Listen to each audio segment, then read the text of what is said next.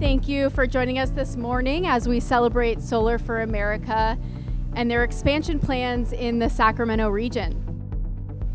So we have created more than 150 jobs so far in Sacramento, and we will add to 400 jobs in the next 2 years.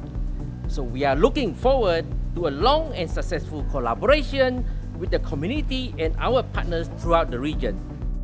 Solar for America to date has been a great partner for us in growing their footprint here and growing their presence here. We look forward to continuing to accommodate their growth.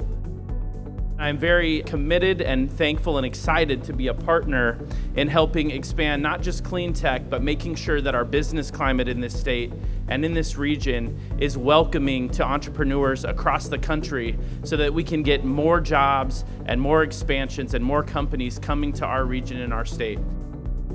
It's an exciting development to have Solar for America here in this community.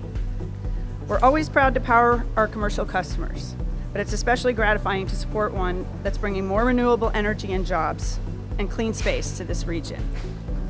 Solar for America is going to accelerate our transition to a clean energy economy. And having this kind of workforce opportunity paired with expanding capacity around renewables is a win-win for our region, a win for the jobs and a win for the environment, a win for everybody.